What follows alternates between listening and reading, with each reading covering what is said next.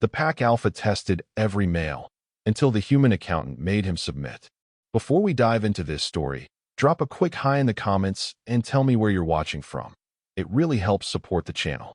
The Galactic Trade Station orbited a nameless moon in the Tertius sector, a sprawling metal cathedral of commerce where 1,000 species bartered, argued, and occasionally brawled over contracts worth more than most planetary economies.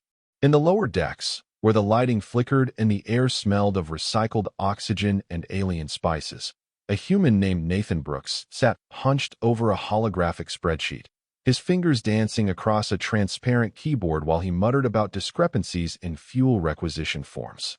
He had no idea that within the hour, his entire existence would be upended by a 7-foot-tall wolf creature with anger management issues and a pathological need to prove his dominance. Nathan had been working for Stellar Freight Solutions for 3 standard years, transferred to the station after the company decided they needed someone to audit the mess of financial records left by the previous accountant, a gelatinous being from Sector 9 who had apparently kept his books in a format that translated roughly to interpretive dance. Nathan was not an imposing man. At 5 feet 9 inches tall, with a slim build, brown hair that persistently refused to cooperate with any styling product known to humanity, and glasses that slid down his nose when he concentrated, he looked exactly like what he was, a dedicated, slightly obsessive numbers guy who preferred the clean logic of balanced ledgers to the chaos of social interaction.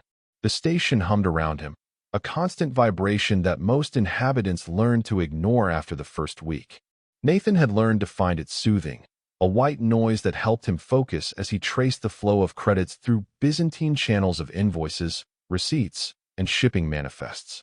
He was currently investigating why a shipment of Craxian silk had been charged at twice the standard rate when the door to his small office slammed open with enough force to crack the frame. Nathan looked up, startled, his fingers frozen over the keyboard. Standing in the doorway was a creature that seemed to fill the entire space with sheer physical presence. The Vaxxan stood nearly 7 feet tall, his body covered in thick gray fur that darkened to black along his spine and limbs. His face was distinctly lupine, with a long muzzle, pointed ears that swiveled independently, and eyes that burned with an amber intensity that made Nathan's stomach clench involuntarily. The creature wore minimal clothing, just a harness across his broad chest festooned with what looked like rank insignia, and loose pants that accommodated his digitigrade legs.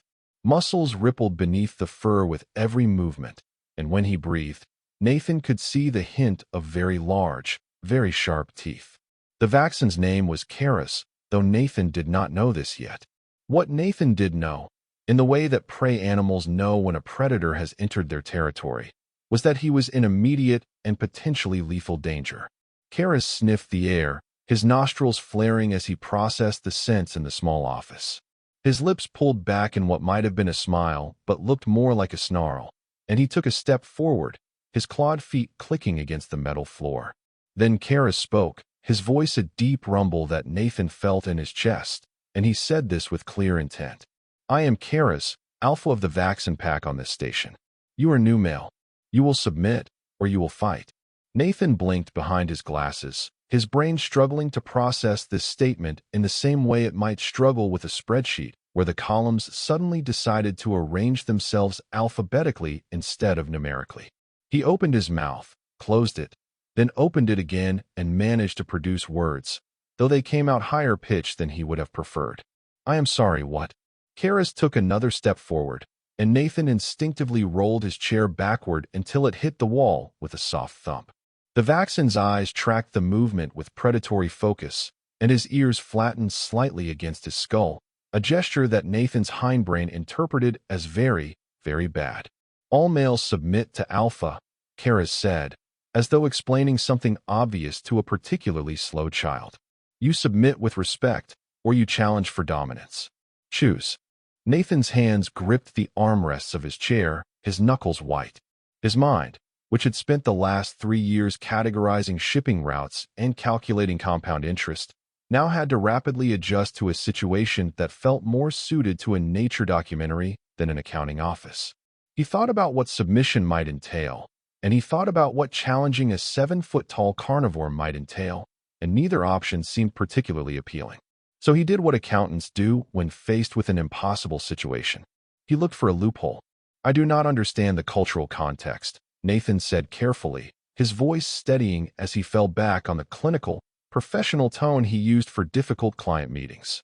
"Could you explain the parameters of this interaction? What does submission require, specifically?" Karaz's ears pricked forward, clearly not expecting this response. Most males either cowered immediately or, if they were particularly stupid or brave, attempted to fight. This human was doing neither. He was asking questions. Karaz's tail, which had been held in a dominant high position, lowered slightly in confusion. "You bare throat," Karaz said after a moment. "You show you accept Alpha's authority. Or you fight, and if you win, you become Alpha. If you lose, you submit anyway, but with injuries." Nathan absorbed this information with the same careful attention he gave to tax codes. His eyes flicked to the vaccin's claws, which looked capable of opening him from throat to sternum with a single swipe, then back to Karaz's face, which was watching him with an expression that might have been curiosity mixed with impatience. "And if I am not part of your pack?"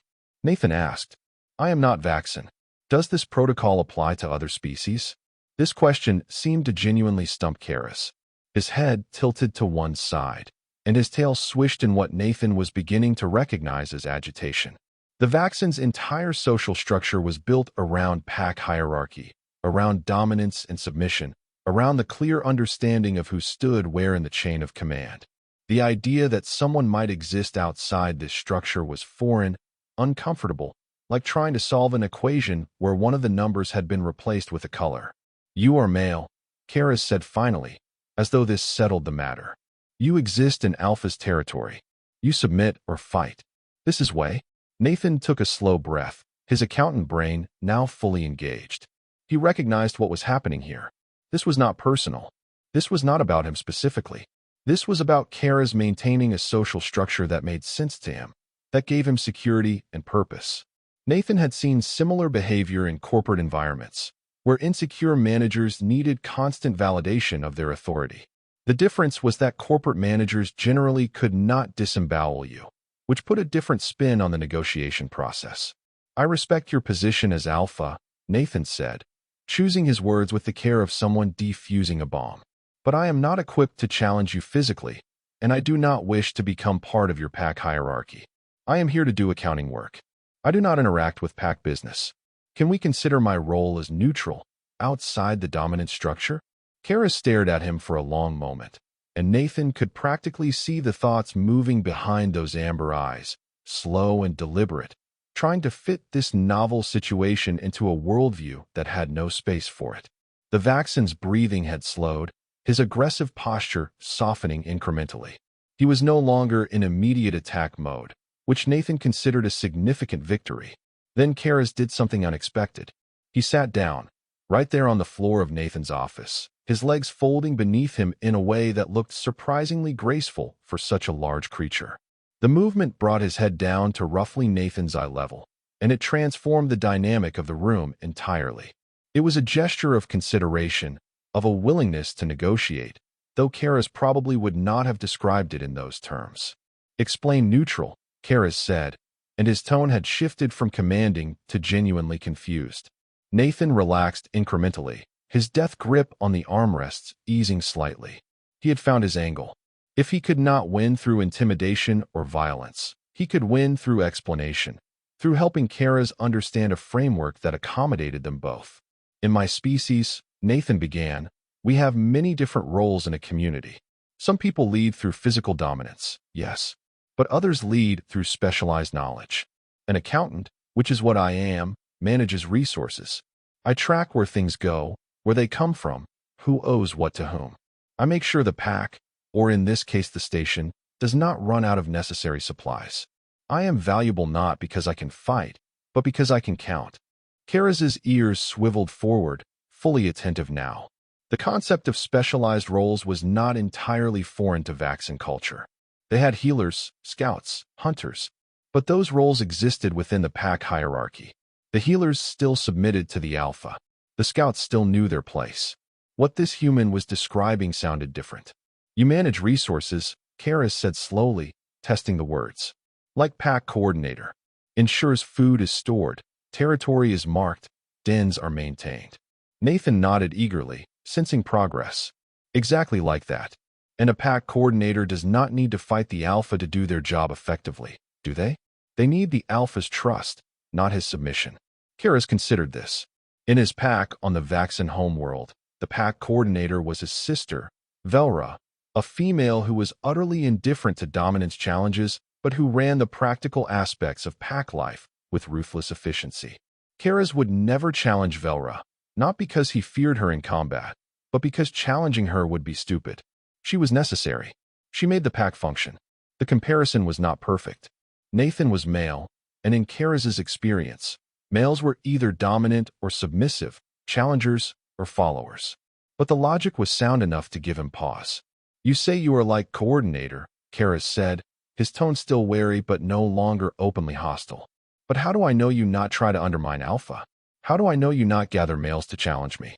Nathan almost laughed at the absurdity of the image, him gathering an army of accountants for a coup, but he suppressed it.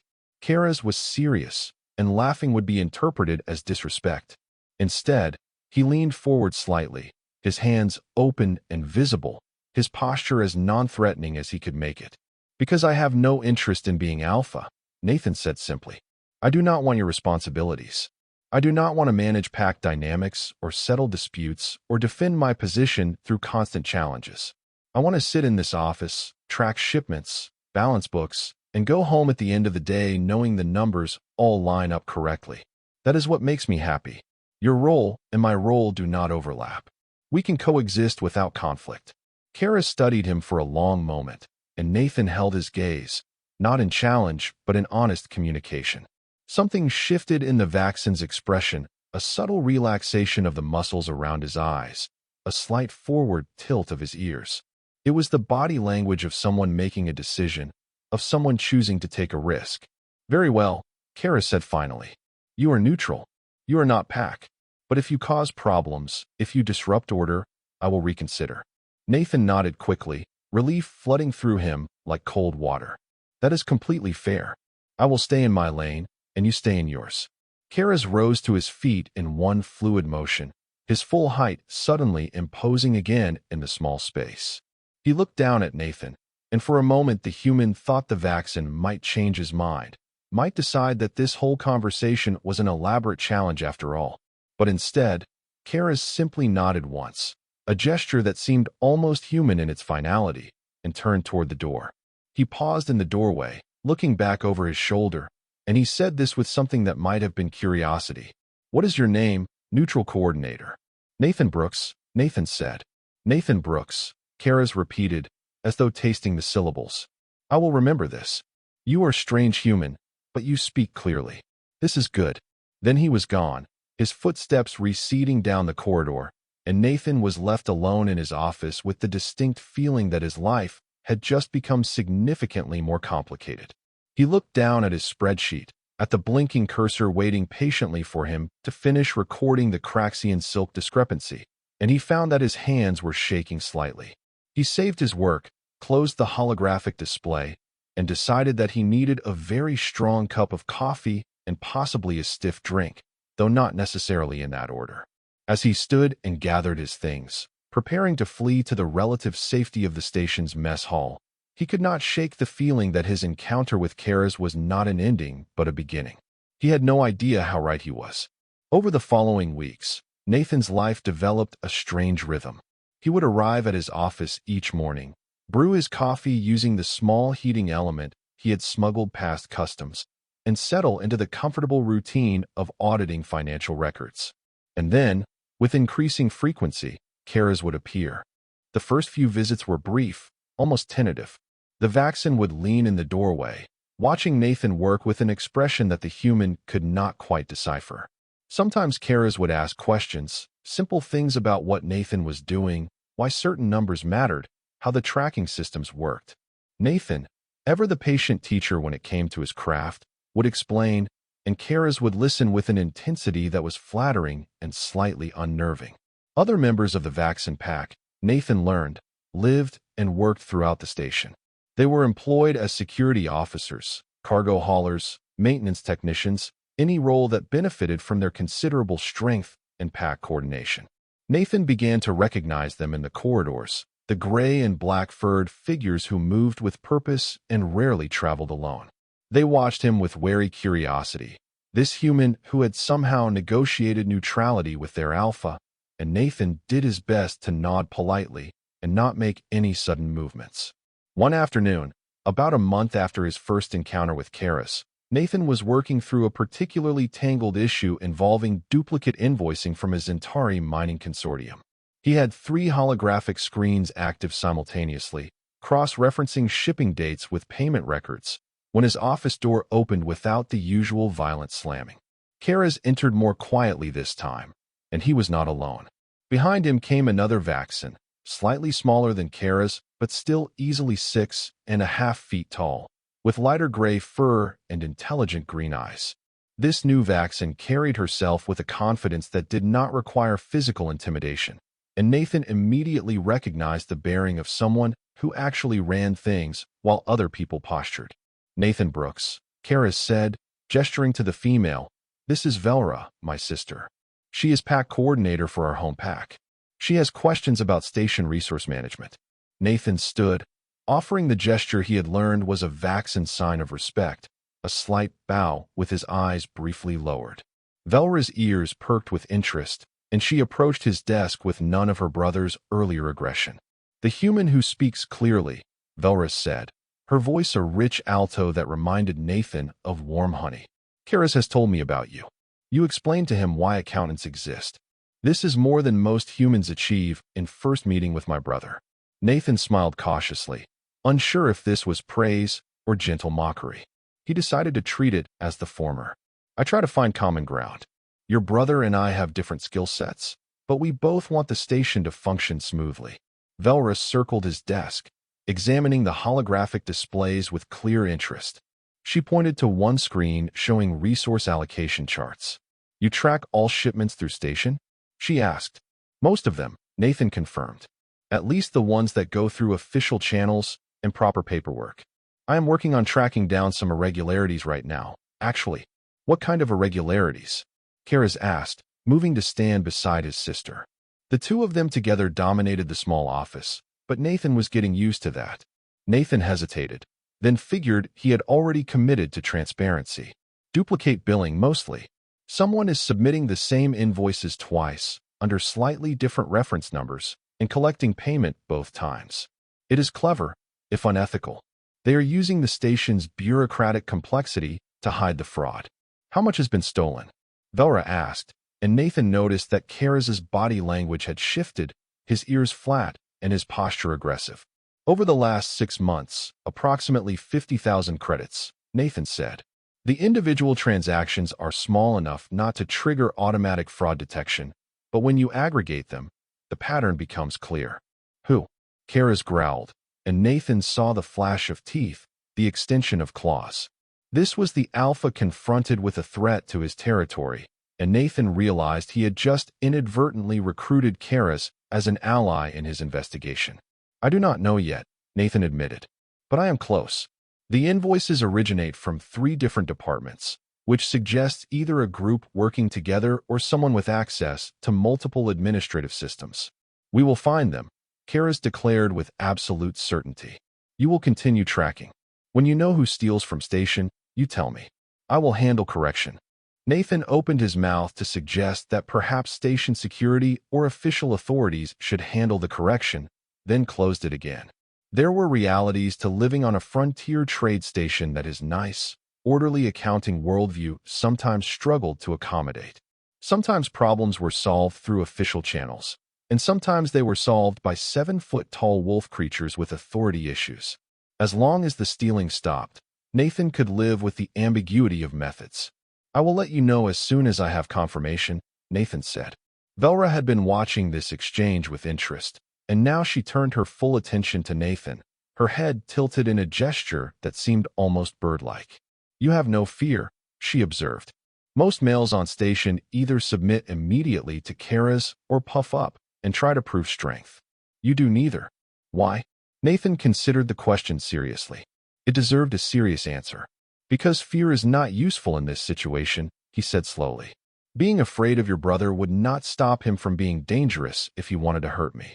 And pretending to be strong when I am not would just be embarrassing and possibly fatal.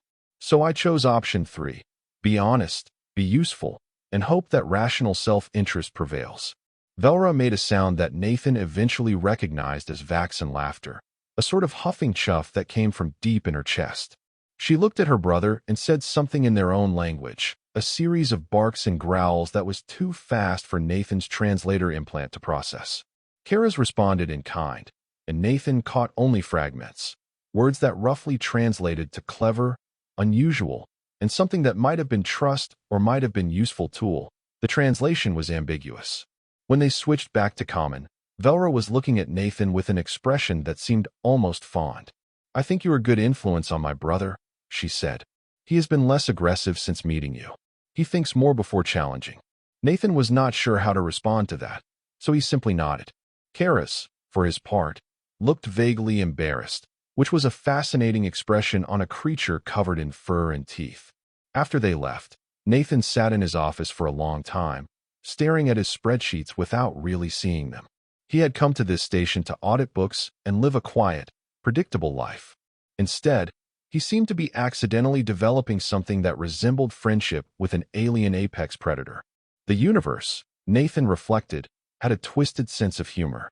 The fraud investigation came to a head 2 weeks later. Nathan had finally traced the duplicate invoices to their source, a Zentari administrator named Vexel who worked in the cargo processing department. The Zentari were an insectoid species, roughly humanoid in shape, but with chitinous exoskeletons and compound eyes that gave them an unsettling appearance. Vexel had been with the station for 8 years, long enough to understand the systems intimately, and had used that knowledge to construct a beautiful, elegant fraud scheme that would have continued indefinitely if Nathan had not been quite so obsessive about reconciling his accounts. Nathan presented his findings to Karas in the Vaxen's own territory, a section of the station's residential area that had been informally claimed by the pack. It was larger than Nathan expected, a communal space with multiple rooms branching off from a central gathering area. The walls were covered in markings that Nathan could not read but suspected were territorial declarations, and the air smelled strongly of musk and something earthy that might have been Vaxen equivalent of incense. Karas sat in the center of the main room on a raised platform that served as his alpha seat, with Velra on his right and several other pack members arranged in a loose semicircle. Nathan stood in front of them, his tablet displaying his carefully compiled evidence, and he felt distinctly like he was presenting to the galaxy's most intimidating board of directors. He walked them through the evidence, explaining how Vexel had exploited the gap between digital and physical cargo manifests, how he had created ghost shipments that existed on paper but not in reality, how he had siphoned credits through a network of false vendors. The Vaxen listened with rapt attention, occasionally asking clarifying questions that showed they were following his logic. When he finished, there was a moment of silence, and then Karas stood, his full height and presence filling the space with barely contained rage. This Vexel steals from all of us, he said, his voice a low growl. He steals from vendors, from station, from pack. This is betrayal of trust. This is challenge to order. What will you do? Nathan asked, though he suspected he already knew the answer. We will confront him, Karas said. He will return stolen credits, or he will face pack justice. Nathan nodded slowly. He had given them the information. What they did with it was their decision. But as he turned to leave, Velra called out to him. Nathan Brooks, she said, you will come with us. You found theft. You should see resolution. Nathan really, truly did not want to see the resolution. He was an accountant, not an enforcer. But he also understood that refusing would be an insult, and insulting the Vaxen pack after they had accepted him as neutral seemed like a profoundly bad idea. So he nodded, collected his tablet, and followed them out into the station corridors. They moved as a group, 8 Vaxen and 1 very nervous human, traveling through the station with a purposefulness that made other inhabitants step aside and avoid eye contact. Nathan felt simultaneously protected and terrified, like he was walking with a pride of lions who had decided, for now, that he was part of the group rather than prey. The cargo processing department was a vast open space filled with containers, loading equipment, and harried-looking workers of a dozen different species. Vexel was easy to spot, his green chitinous shell marked with the yellow stripes that indicated his administrative rank. He was speaking to a dock worker, his mandibles clicking in the rapid-fire pattern of Zentari's speech, when Karas and his pack entered the department. The change in atmosphere was immediate. Conversation stopped. Workers froze in place. Every eye in the department turned toward the group of Vaxen, moving with clear intent toward the administrator. Vexel saw them coming, and his body language shifted in ways that Nathan's implant helpfully translated as extreme anxiety mixed with flight response. The Zentari took several steps backward, his multiple legs moving in that disturbing scuttling motion that characterized his species. Karas stopped 10 feet from Vexel, his pack spreading out in a loose semicircle that blocked all escape routes. Nathan stayed behind them, feeling absurdly glad to have several 100 pounds of muscle and fur between himself and whatever was about to happen. Administrator Vexel, Karas said, his voice carrying across the suddenly silent department. You have stolen from this station. You have created false invoices and taken credits that do not belong to you. The human accountant Nathan Brooks has provided evidence of your theft. Do you deny this? Vexel's mandibles clacked rapidly, and his compound eyes seemed to dart in every direction at once, looking for escape or support and finding neither. When he spoke, his voice came through the translator with a buzzing quality that hurt Nathan's ears. I do not know what you are talking about, Vexel said. There must be some mistake in your human's calculations. Perhaps he does not understand Zentari accounting practices. Nathan felt a spike of indignation at having his competence questioned, but before he could speak, Karas growled, a sound so deep and threatening that Nathan felt it in his bones. Several workers in the department took involuntary steps backward. The human's calculations are correct, Karas said. We have reviewed his evidence. We have confirmed his findings. You have two choices. You will return all stolen credits and accept station justice, or you will face pack justice now. Vexel's legs shifted, his body lowering in a posture that might have been supplication or might have been preparation to bolt. I cannot return what I do not have, he said, and Nathan heard the desperation in the buzzing voice. You cannot prove I took anything. It is human's word against mine. This was the wrong thing to say. Karas's ears flattened completely against his skull, his lips pulled back to show the full array of his teeth, and he took a single step forward that somehow conveyed more threat than an entire speech. Around him, his pack mates mirrored his aggression, 8 predators moving as one unit, and Nathan suddenly understood why Vaxen were so feared in close-quarters combat. But what happened next surprised everyone, most of all Nathan himself. He stepped forward, moving past the protective line of Vaxen bodies, and held up his tablet so that everyone in the department could see the screen. It is not just my word, Nathan said, his voice steady despite the fact that he was now standing between an angry alpha and his prey. I have transaction records. I have timestamps. I have digital signatures that trace directly to Administrator Vexel's access codes. I have cross-referenced these with security footage showing him accessing the systems at the exact times the fraudulent invoices were created. This is not accusation. This is documentation. He turned to face the crowd of workers who had gathered to watch the confrontation. Some of you have probably noticed discrepancies in your own shipments, he continued. Missing items that were listed as delivered. Charges for services you never received. That was not random chance. That was systematic theft, and it was done by someone who thought he was clever enough not to get caught. Nathan switched the tablet display to show a holographic projection large enough for everyone to see. A network diagram showing the flow of credits through Vexel's ghost companies. It was beautiful, in its way, a masterpiece of financial fraud reduced to glowing lines and nodes that told an undeniable story. The silence in the cargo bay was absolute. Even Vexel had stopped his nervous movements, staring at the projection with the horrible fascination of someone watching their entire world collapse in real time. Then Karas spoke, and his voice was cold with finality. Pack justice, he said. What happened next occurred very quickly. The Vaxen moved as a coordinated unit, closing the distance to Vexel in seconds. The Zentari tried to run, his legs carrying him toward the nearest exit with impressive speed, but he had nowhere to go. Two pack members intercepted him, their larger bodies blocking his path, and then Kara's was there, one massive pawed hand closing around Vexel's thorax and lifting him off the ground as easily as Nathan might lift a briefcase. Vexel struggled, his legs scrabbling uselessly at the air, his mandibles clacking in what the translator rendered as increasingly frantic pleas for mercy. Kara's held him at eye level, and when he spoke, every word was measured and deliberate. "You stole from pack territory," Kara's said. "You lied when confronted. You showed no honor, no respect, no remorse. By pack law, you are cast out. You are prey. You are nothing." Then he threw Vexel, a casual toss that sent the Zentari tumbling across the cargo bay floor. Vexel landed hard, his chitinous shell cracking audibly against the metal deck, and scrambled to his feet with the wild energy of pure terror.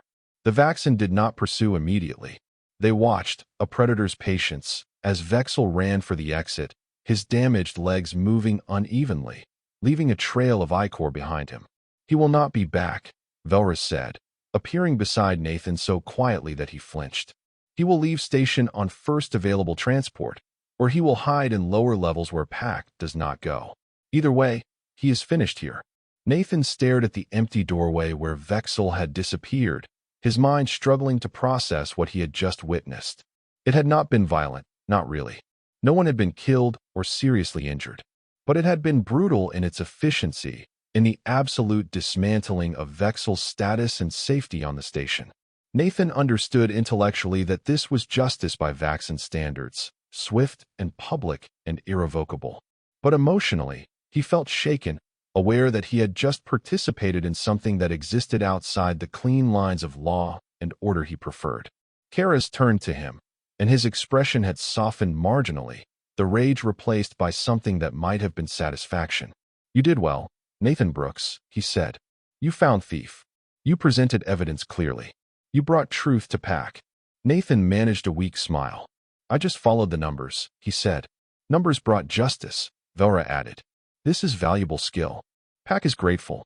The crowd of workers had begun to disperse, returning to their duties with the quick efficiency of people who understood that what they had witnessed was not to be discussed, but also not to be forgotten. Nathan noticed several of them looking at him with new expressions, not fear exactly, but a wary respect. He had come to their territory with predators and exposed one of their own. That changed how they saw him. Over the following days, Nathan became aware of subtle shifts in his life on the station. Workers who had previously ignored him now nodded when he passed in corridors. His requests for documentation were processed faster. When he entered the mess hall, conversations would pause briefly, acknowledgement of his presence in a way that had not happened before. He had become, without quite intending to, someone with status derived from his association with the Vaxen pack.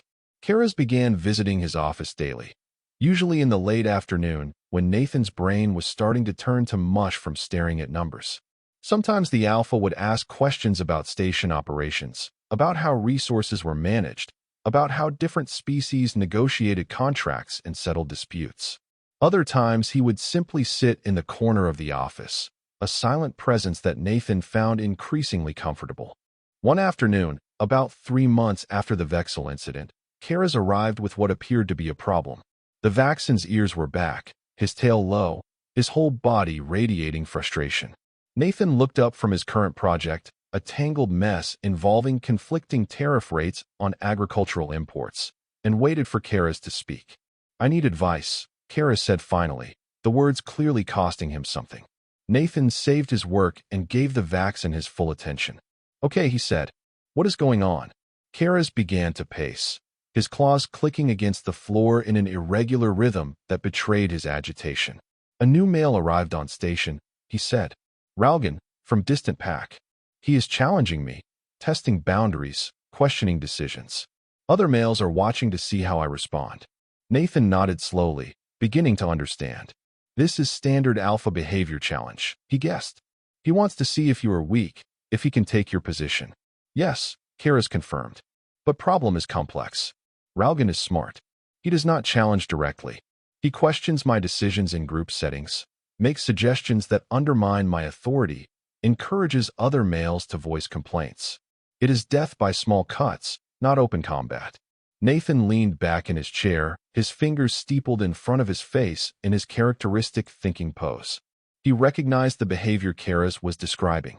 It was standard office politics, the kind of passive-aggressive maneuvering that Nathan had seen destroy managers in corporate environments. The solution was not to fight harder, but to fight smarter. What decisions is he questioning? Nathan asked. Work assignments, mostly, Karas said.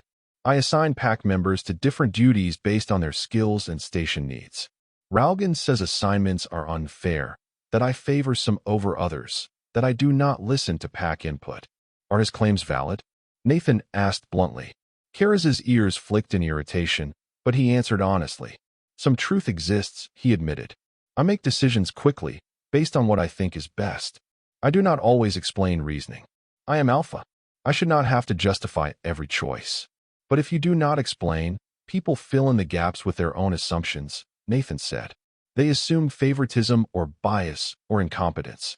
It is human nature. Probably also Vaxen nature. Karas stopped pacing and looked at Nathan with an intensity that the human had learned meant the Vaxen was trying to understand something that did not fit his worldview. What do you suggest? He asked. Nathan thought for a moment, then pulled up a blank document on his tablet. Let us create a transparent assignment system, he said. We will establish clear criteria for different types of work. Physical strength required, technical skills needed, experience level, whatever factors are relevant. Then when you make assignments, you can reference these criteria. Everyone can see why you made the decision.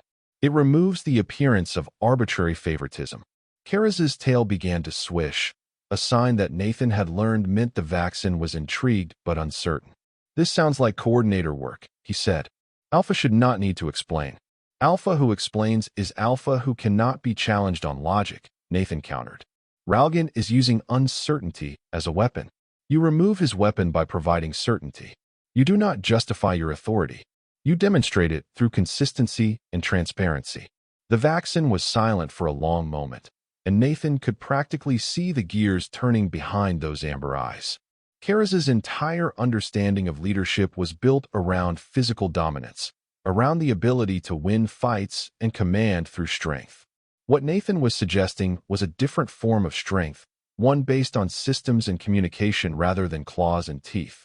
It was alien to everything Karas had been taught, and yet Nathan could see that some part of him recognized the logic. Show me, Karas said finally. They spent the next 2 hours building the system together. Nathan asked questions about Vaxen capabilities, about pack structure, about the different types of work needed on the station. Karas answered, slowly warming to the project as he saw how the framework took shape. They created categories for physical labor, security duties, technical work, and coordination tasks. They established criteria for each category and built a simple scoring system that could match pack members to appropriate assignments. When they finished, Karas stared at the completed framework on Nathan's tablet with something approaching awe. This removes argument, he said quietly. Pack member cannot say assignment is unfair when criteria are clear. Exactly, Nathan confirmed. And when Ralgan tries to question your decisions, you can reference this system. You do not argue with him. You simply show him the logic. It takes the personal challenge out of the equation. Karas reached out and touched the tablet screen with one clawed finger, scrolling through the document they had created. Then he looked at Nathan, and the human saw something in the Vaxen's expression that he had not seen before. It was respect, genuine and unguarded. You have given me weapon I did not know existed, Karas said. This is gift of great value. Nathan felt his face warming, and used to such direct praise. Just remember to actually use it consistently, he said, deflecting. If you create the system and then ignore it when convenient, it will backfire spectacularly. I will use it, Karas promised. And I will tell Pack it was created with help of Nathan Brooks, human coordinator. Nathan was not sure he wanted that credit, was not sure he wanted to be more visible to the Pack than he already was. But looking at Karas's expression, at the genuine gratitude there, he found he did not have the heart to refuse. Okay, he said, but I am charging consulting fees. You can buy me dinner in the mess hall. Karas's ears pricked forward in surprise. Then he made that huffing laugh sound that Nathan had learned to recognize. "Deal," he said. They went to the mess hall together, an odd pairing that drew glances from other station inhabitants. Kara's insisted on paying for Nathan's meal, a gesture that in Vaxxan culture was apparently significant, indicating the Alpha's public recognition of debt. They sat at a table in the corner, and Kara's explained more about pack dynamics, while Nathan ate something that was supposed to be chicken but tasted vaguely of mushrooms. Other Vaxxan began to approach their table, pack members who wanted to speak with Kara's about various issues. Nathan watched, fascinated, as Kara's handled each interaction with patience and attention, asking questions, considering suggestions, explaining decisions when needed. It was a side of the Alpha that Nathan had not seen before, the administrative work that happened away from the dramatic confrontations and dominance displays. One particular Vaxxan, a young male named Torvin with dark fur and nervous energy, approached with what was clearly a complaint. Another pack member had taken his preferred sleeping den, and Torvin felt this was a disrespectful challenge to his status. Kara's listened to the whole story, then asked Torvin about his current duty assignments, about his skills and experience level. Within minutes, he had reframed the situation not as a personal slight, but as a logistics issue that could be solved by adjusting den assignments based on work schedules. Torvin left looking satisfied, and Kara's glanced at Nathan with an expression that might have been smugness. "See," he said, "I am learning your methods." Nathan grinned. "You are a natural bureaucrat. Who would have guessed?" The look on Kara's face was priceless, a mixture of offense and reluctant amusement. "I am not bureaucrat," he said firmly. "I am Alpha who uses coordinator tools." "If it makes you feel better to frame it that way," Nathan said agreeably. Their easy banter was interrupted by the arrival of a Vaxxan Nathan had not met before. He was nearly as tall as Kara's, with lighter gray fur that was almost silver and eyes of a pale, icy blue. His bearing was confident, bordering on arrogant, his tail held high, his ears forward in a clear dominance posture. This, Nathan realized, must be Ralgan. "Karis," the newcomer said, ignoring Nathan entirely. "I hear you have created new assignment system. Some pack members have concerns about how this was implemented without group consultation." Nathan watched Karis carefully, curious to see how the Alpha would handle this first test. Karis's body language shifted subtly, his posture relaxing rather than tensing, which surprised Nathan. It was the opposite of what he would have expected from a dominance challenge. "Ralgan," Karis said calmly, "sit. We will discuss." Ralgan's ears flicked in surprise. He had clearly expected aggression or deflection, not an invitation to dialogue. After a moment's hesitation, he sat across from Karis, his movements carefully controlled. Karis pulled out his tablet and called up the assignment framework. "This is new system," he said, turning the screen so Ralgan could see. It was created to ensure fairness and consistency in work assignments. Each pack member is evaluated on these criteria. Assignments are made based on station needs and individual capabilities. Nothing is arbitrary. Everything has reason. Ralgan studied the screen, his expression neutral, but Nathan could see the tension in his shoulders, the slight backward tilt of his ears that indicated uncertainty. He had expected a fight and instead been handed a document. "Who created this?" Ralgan asked, and now his eyes flicked briefly to Nathan before returning to Karis. "I created it with help of Nathan Brooks," Karis said, his tone matter of fact. "Nathan is coordinator with deep understanding of system design. He has taught me much about transparent decision-making." Nathan felt extremely uncomfortable being discussed like this, particularly when he could feel Ralgan's attention on him like a physical weight. But he kept his expression neutral, his posture non-threatening, projecting the same energy he used in corporate meetings when two executives were about to clash, and he needed to avoid becoming collateral damage. "Human taught you," Ralgan said, and there was something in his tone that might have been disdain or might have been genuine curiosity. "Human showed me different way to lead," Karis corrected. "Way that uses clarity instead of only strength." "You question my authority, Ralgan. This is your right as pack male. But now I show you that my authority is based not on ability to fight, but on ability to make good decisions for pack. If you wish to challenge this system, show me how it fails. Show me where logic is flawed. If you can, I will change it." The challenge was beautifully constructed, Nathan realized with admiration. Karas had taken what could have been a physical dominance contest and transformed it into an intellectual debate, a battlefield where he knew Ralgan was unprepared to fight. Ralgan would either have to accept the system or reveal that his challenges were based on personal ambition rather than legitimate concerns about pack welfare. Ralgan stared at the tablet for a long moment, scrolling through the framework with careful attention. Nathan could see him looking for flaws, for inconsistencies, for any leverage to undermine Karas' authority. But Nathan and Karas had built the system well, with clear criteria and logical connections between skills and assignments. Finally, Ralgan looked up, and his expression had shifted, the aggression muted. "This is good system," he admitted, and Nathan heard the reluctance in his voice. "It is fair. I do not disagree with criteria." "Then we have no conflict," Karas said simply. "You are skilled male, Ralgan. Pack benefits from your strength. But Pack also benefits from order and clarity. If you have suggestions for improving system, I will hear them. That is what good alpha does." Ralgan stood, and for a moment Nathan thought he might challenge anyway, might throw aside the logic and demand physical confrontation. But instead, the silver-furred Vaxen nodded once, a gesture of acknowledgement, if not full submission, and walked away. Karas let out a breath he seemed to have been holding and looked at Nathan with something approaching wonder. "It worked," he said quietly. He backed down without fight. "Because you gave him no logical ground to fight on," Nathan said. "You removed the personal element and made it about what is best for the pack. He cannot argue against that without looking selfish." Karas was silent for a moment, and when he spoke again, his voice was thoughtful. "In my pack on Homeworld, challenges are always physical. Alpha rules through strength. If I had faced Ralgan that way, one of us would be injured now, pack would be destabilized, and nothing would be solved. Your way is better."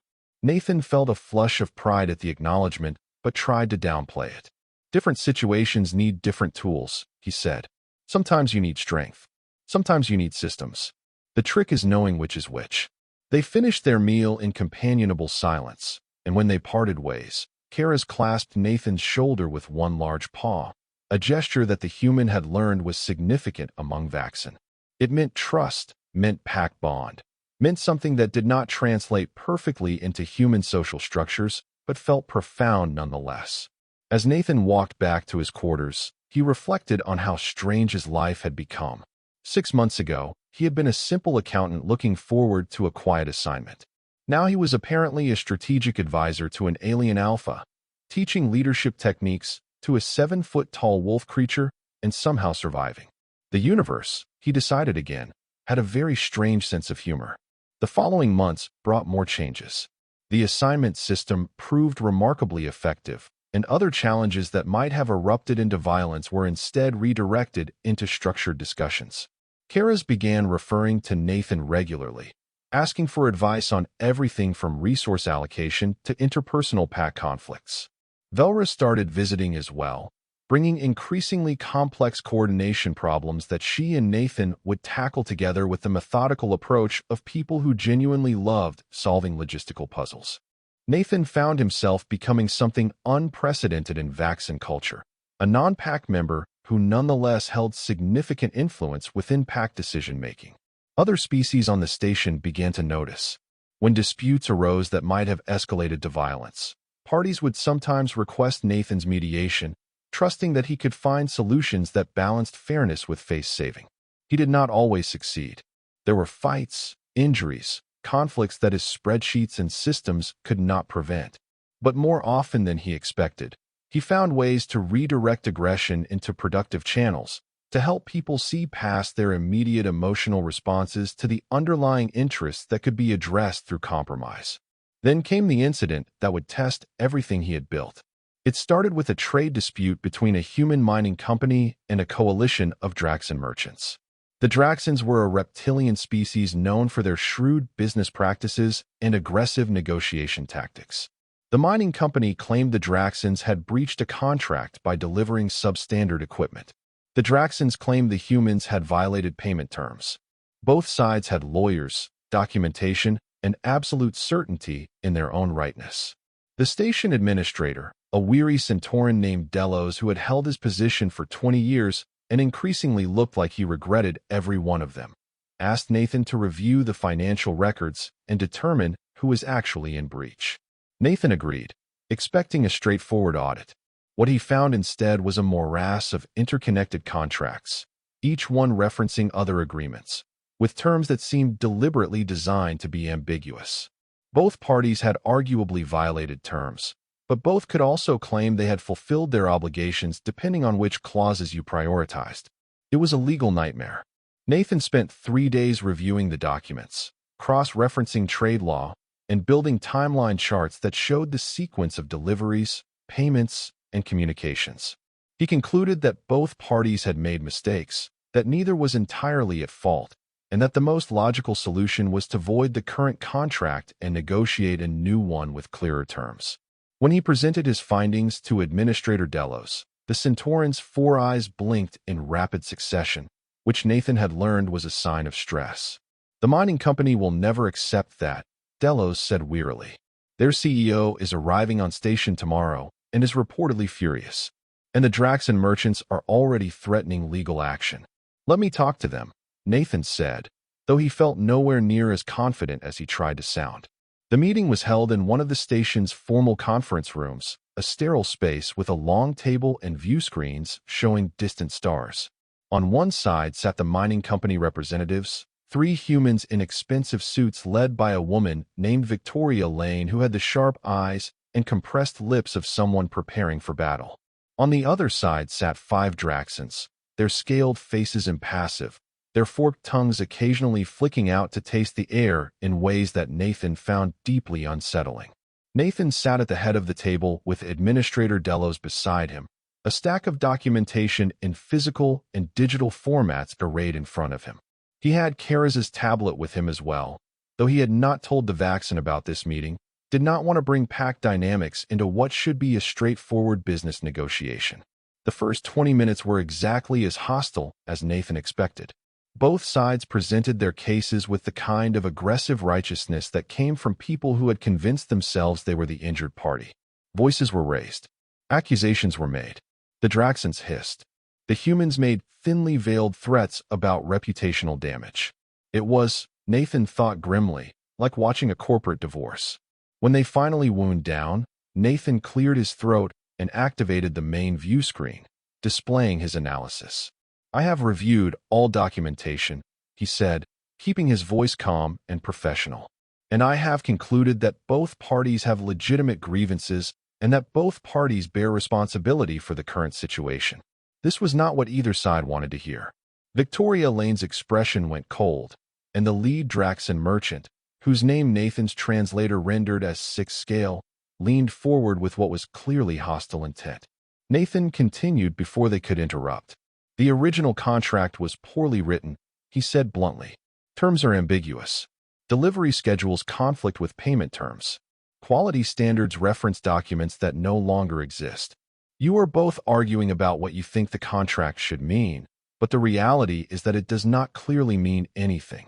He pulled up specific sections, highlighting contradictions and vagaries, walking them through the analysis with the same patient detail he would use to explain a tax code to a client. The room fell silent as people actually looked at what he was showing them, many probably reading these sections properly for the first time. "The question is not who is right," Nathan said. "The question is what you want to achieve moving forward.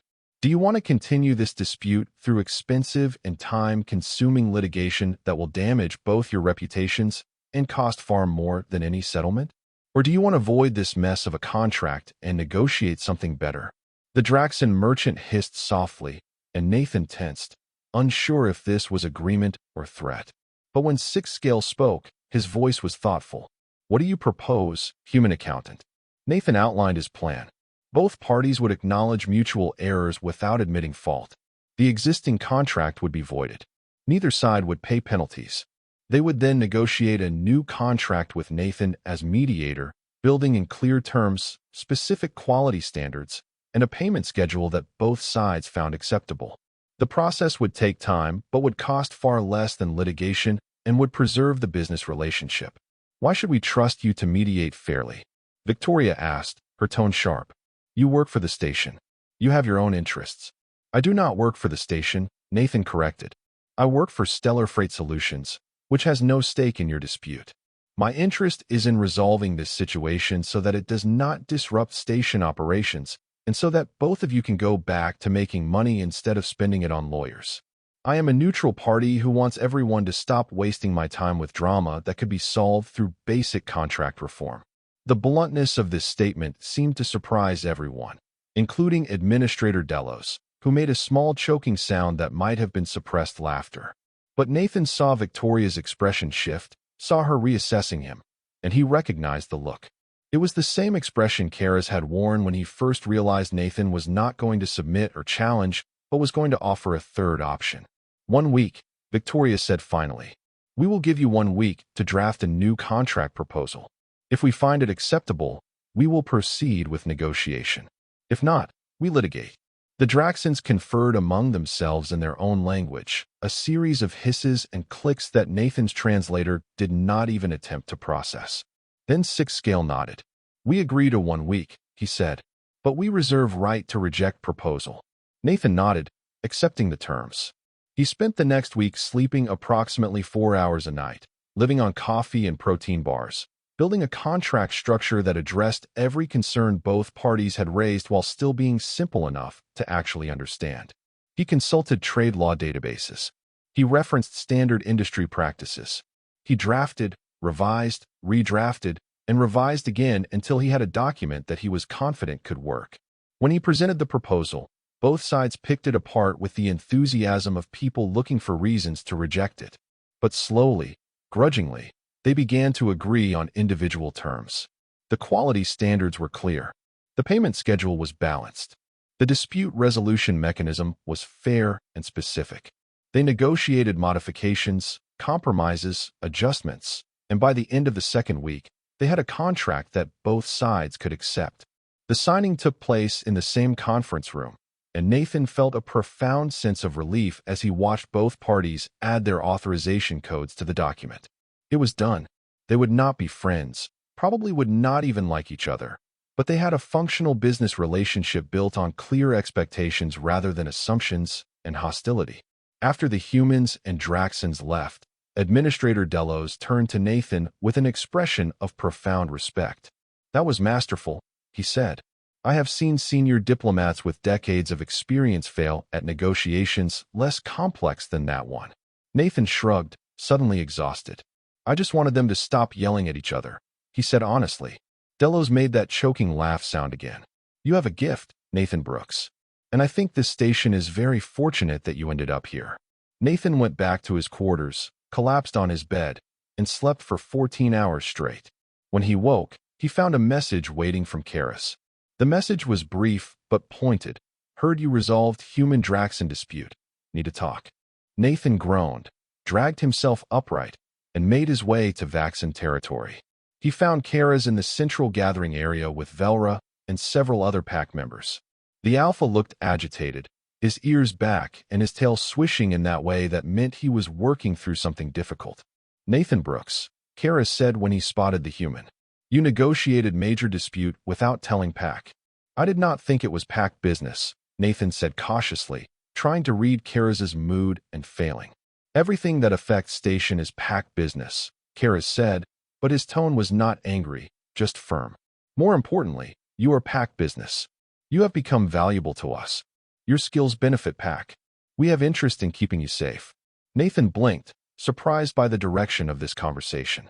I was safe, he said. It was just a contract negotiation. With Draxans, Velra interjected. Draxans can be dangerous when they feel disrespected. If negotiation had failed, if they had decided you were obstacle to their interests, they might have taken action against you. I can take care of myself, Nathan said, though even as he said it, he recognized how absurd the claim sounded. Karas moved closer, and Nathan had to tilt his head back to maintain eye contact. You are clever, the Alpha said. You are good at solving problems with words and systems. But you are not fighter. You are soft prey species in station full of predators. We value you, Nathan Brooks. Pack protects valuable things. Nathan felt a complex tangle of emotions at this declaration. Part of him was touched by the concern, by the recognition that he had somehow become important to these alien predators. Part of him bristled at being called soft and prey, and part of him, the practical accountant part, recognized that having the protection of a vaccine pack was probably a very good thing in the long-term survival sense. "I appreciate the concern," Nathan said carefully, "but I do not want to become dependent on pack protection. I value my neutrality, my independence." "You can have both," Velra said. "Protection does not mean ownership. It means pack acknowledges your value and ensures no harm comes to you. You remain neutral, you remain outside formal hierarchy, but you are under pack safeguard." Nathan considered this. It was, he realized, another version of the framework he and Karis had built for work assignments. It accommodated his need for independence while addressing the pack's need to protect valuable resources. It was elegant, and it probably made sense. "Okay," he said finally.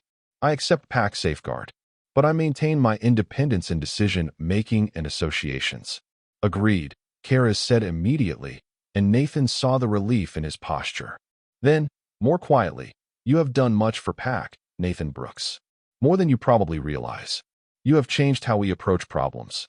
You have made us think differently about leadership and conflict. This is debt we cannot easily repay. You have kept me alive and given me purpose on this station," Nathan countered. "I would call that even." Karis's ears pricked forward, and he made that huffing laugh sound. "Very well," he said. "We are even. But know that pack stands with you." Over the months that followed, Nathan learned what pack's safeguard meant in practical terms.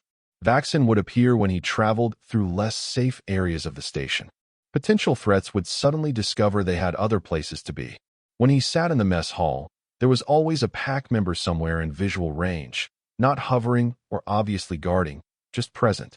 It should have felt oppressive, Nathan thought, having constant surveillance from 7-foot-tall predators. Instead, it felt surprisingly comforting. He had spent most of his adult life being invisible, the quiet guy in the corner with the calculator who nobody noticed or threatened. Now he was visible, but in a way that came with backup. His reputation on the station continued to grow. More disputes were brought to his attention. More complex problems landed on his desk. He became known as someone who could find solutions that satisfied multiple parties, who could navigate between different species and cultures with equal facility. He was, people began to say, the human who could talk to anyone. But the real test of his abilities, and of his relationship with the vaccine pack, came almost a year after his initial encounter with Karis. It started with a message from Stellar Freight Solutions headquarters. They were sending an inspector to audit station operations, a routine check that Nathan had been expecting. What he had not been expecting was the name of the inspector, Marcus Dean, the same senior manager who had transferred Nathan to this remote posting in the first place. Nathan remembered Marcus as a political operator, the kind of manager who advanced by claiming credit for other people's work and deflecting blame when things went wrong. Marcus had transferred Nathan partly because the station audit was genuinely needed, but mostly because he wanted a scapegoat if the financial situation turned out to be worse than expected. The fact that Nathan had thrived in the posting, had built a reputation and solved problems that Marcus probably hoped would destroy his career, suggested that this inspection was not going to be purely routine. Nathan prepared obsessively for the visit, organizing his records, documenting his methodologies, building comprehensive reports that showed not just what he had found, but how he had resolved issues. He was ready for questions, challenges, attempts to undermine his work. What he was not ready for was what Marcus actually did. The manager arrived with an entourage, 3 junior accountants, and a legal specialist, and immediately began requesting access to systems and records. Nathan provided everything requested, maintained professional courtesy, and tried to ignore the growing sense that something was wrong. Marcus was too focused on certain areas, too interested in specific transactions. He was not looking for problems.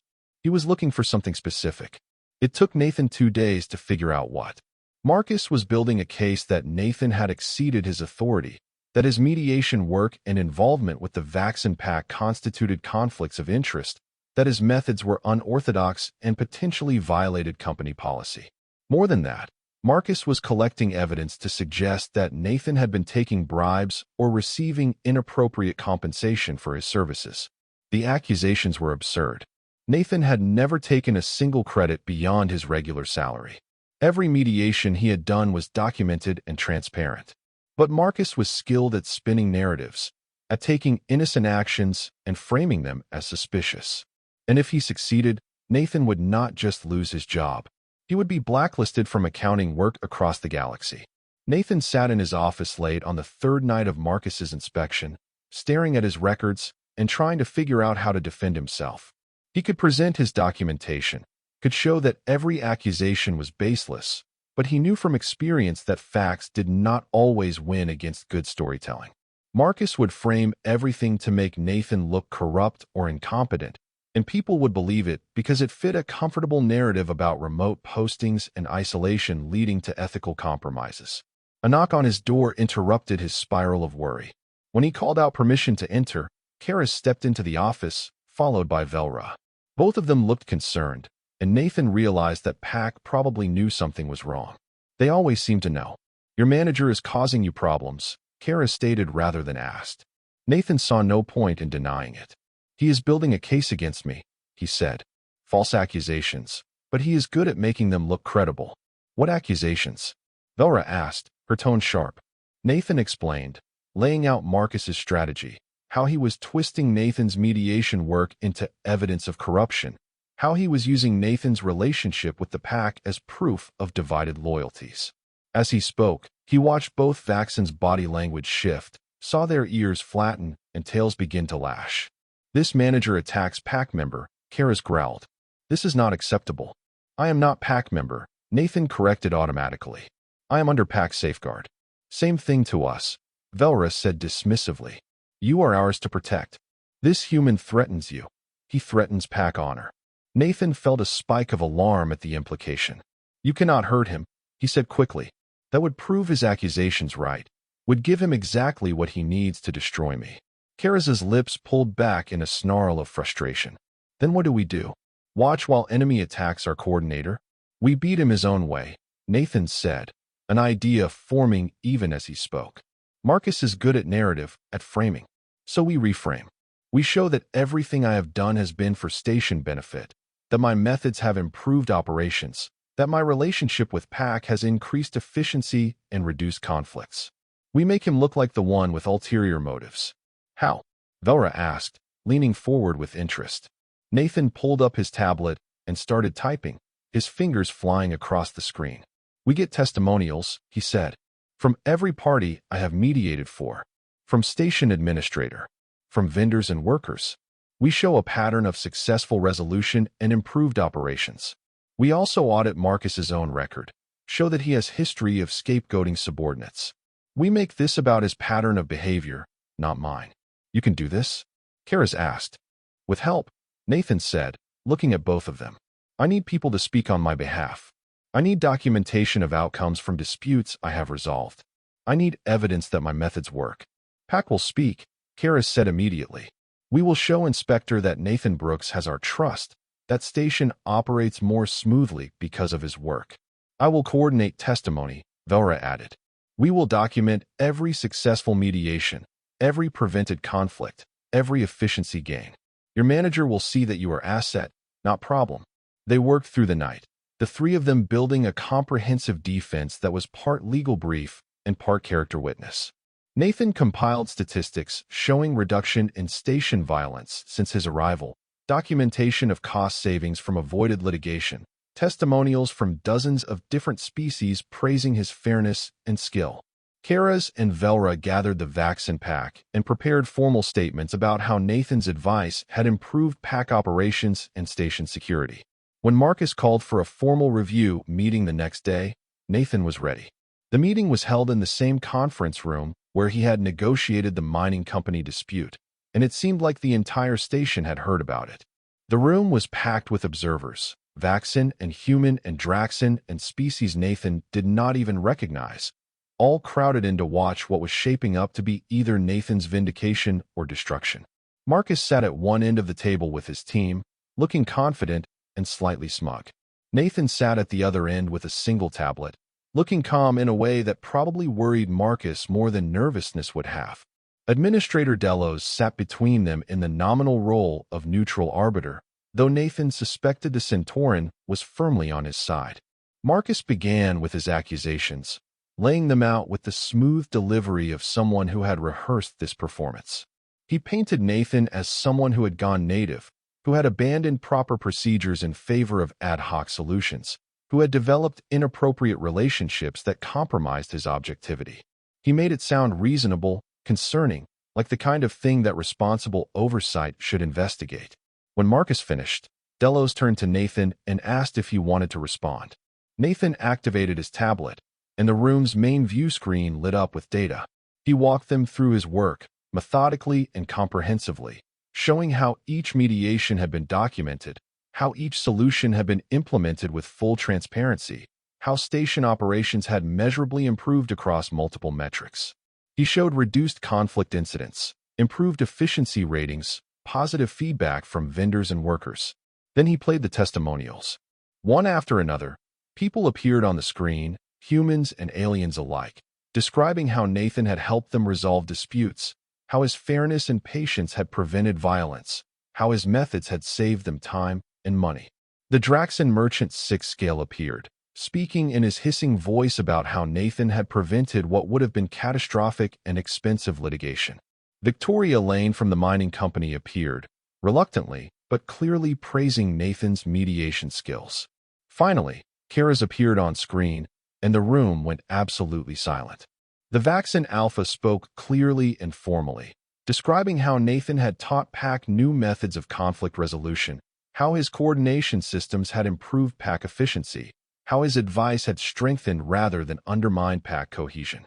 He explained the concept of neutrality and safeguard, how Nathan existed outside Pack hierarchy while still being valued, how this was unprecedented but successful.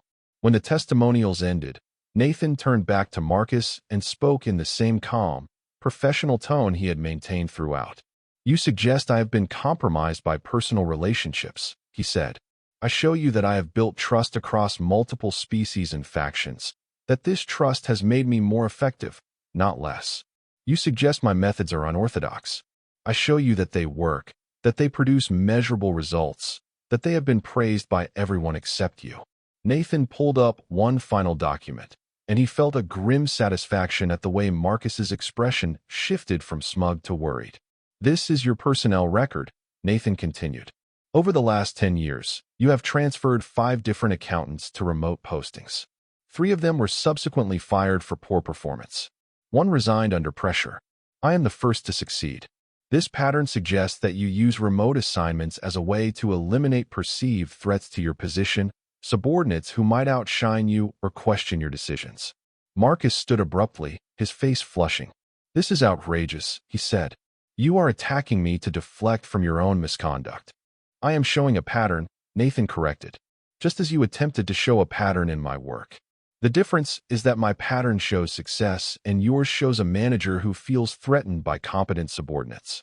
The room erupted in murmuring, different species making their various sounds of surprise or agreement. Administrator Delos raised a hand for silence, and the noise gradually subsided. "I have heard both presentations," Delos said, his 4 eyes blinking slowly. "As station administrator, I have worked directly with Nathan Brooks for almost a year. I can confirm that his methods, while unconventional, have been remarkably effective. Station conflicts are down 37%. Vendor satisfaction is up. Operating costs have decreased while service quality has improved. These are not the results of someone who is corrupt or incompetent." The Centauran turned his full attention to Marcus. "Furthermore, I am troubled by the accusation pattern you have shown regarding remote staff. This suggests a systemic issue in Stellar Freight Solutions management culture that should be addressed at a corporate level." Marcus tried to argue, to reassert his authority, but it was over and everyone in the room knew it. Nathan had reframed the entire narrative, had turned Marcus's attack into evidence of Marcus's own failures. It was elegant, brutal, and completely justified.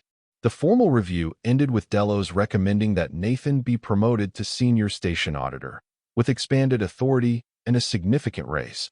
Marcus returned to headquarters in disgrace, facing his own investigation into his management practices. And Nathan, who had started this day worried about losing everything, found himself with more respect and authority than he had ever wanted. After the crowd dispersed, Nathan sat alone in the conference room for a while, processing what had happened. Then Kara's entered, moving quietly for someone so large, and sat beside him. "You fought well," the Alpha said. "Used your weapons effectively." "I did not want to fight at all," Nathan admitted. "I just wanted to do my job." "But when fight came, you did not run," Kara said. "You stood your ground. You defended yourself with intelligence and preparation. This is strength, Nathan Brooks. Different from physical strength, but no less valuable." Nathan looked at the Vaxen, at the amber eyes that had once terrified him and now just looked concerned. "Thank you," he said, "for the testimonial, for the support. I could not have won without Pack backing." "Pack does not back those unworthy of it," Kara's replied. "You earned trust. You earned respect. You earned defense. This is how Pack works." They sat in silence for a moment, and then Nathan said something that had been building in his mind for months, but that he had not quite dared to voice until now. "I think I am Pack," he said quietly. "Not officially, not in your hierarchy, but in the ways that matter. I trust you. I value you. I want Pack to succeed. That makes me Pack, does not it?" Kara's ears pricked forward, and then he made that huffing laugh sound that Nathan had learned meant genuine happiness. "Yes," he said, "you are Pack. Strange, soft human Pack member who fights with numbers instead of claws. But Pack nonetheless." Nathan felt something release in his chest, a tension he had not realized he was carrying. He had spent so much energy maintaining his independence, his neutrality, his position outside formal structures. But somewhere along the way, he had stopped being alone. He had built connections, relationships, a support structure that felt more meaningful than any corporate hierarchy he had ever navigated. "I am glad," he said simply. "So is Pack," Kara's replied. They left the conference room together and found the rest of the Pack waiting outside, Velra and Torvin and Raugen and a dozen others. They parted to let Nathan and Kara's through, and as Nathan walked among them, several Pack members reached out to touch his shoulder or arm, brief gestures of acknowledgement and acceptance. He was not one of them physically, would never have their strength or teeth or fur. But he was one of them in the ways that transcended biology. Nathan Brooks went back to his office, to his spreadsheets and invoices and the comfortable routine of making numbers align. But now when he worked, there was sometimes a Vaxen or two lounging in the corner, keeping him company, asking questions about his methods, or simply existing in comfortable silence. 2 years after that confrontation with Marcus, Nathan stood in the station's observation deck, watching ships come and go against the backdrop of distant stars. Kara stood beside him, both of them older now, more comfortable in their unlikely friendship. The station had changed. Conflicts were still resolved through Nathan's mediation more often than through violence. The Vaxen Pack had expanded, incorporating members from other species who appreciated their structure and protection. Nathan's coordination systems had been adopted across multiple stations in the sector, praised as innovative approaches to multi-species cooperation. Kara's had changed too. He still held his position as Alpha, but he led differently now, balancing strength with communication, dominance with transparency. Other Vaxen packs had started requesting consultations, wanting to learn these new methods. Kara's always credited Nathan, always emphasized that strength came in many forms. And Nathan had changed most of all. The quiet accountant who had wanted nothing more than to balance his books in peace had become someone who bridged worlds, who taught predators to think like coordinators and coordinators to respect predators. He had found purpose beyond numbers, connections beyond professional networks. He would never be physically strong. He would never win a dominance challenge through combat. But he had done something perhaps more impressive. He had made an alpha submit not through force, but through demonstrating that there were better ways to lead. He had shown that intelligence, patience, and systems thinking were their own form of power. As another ship departed, carrying goods negotiated through fair contracts and peaceful resolution, Nathan smiled. This was his legacy, not conquered territories or defeated enemies, but a station that functioned better because one human accountant had refused to accept that violence was the only language anyone understood. Kara's noticed the smile and made his huffing laugh. "You look satisfied, human coordinator," he said. "I am," Nathan replied. "We built something good here. Something that works." "We did," Kara's agreed. Strange human and stubborn vaccine, changing how things are done. Pack tells stories about you now. About the soft human who taught Alpha new ways to be strong. Nathan chuckled. I hope they are flattering stories. They are true stories, Karis said. Which is better? They stood together in comfortable silence, packmates in all the ways that mattered, watching the universe turn. And Nathan Brooks, accountant and mediator and bridge between worlds, knew that he had found exactly where he belonged. And that was the end of the story. If you listened all the way to here, don't forget to leave feedback about what you thought of the story in the comments, whether positive or negative. Your feedback helps us improve. Also leave your like and subscribe to the channel for more stories like this one. And I'll leave here on the screen another video that I'm sure you'll like. Big hug, and see you in the next story.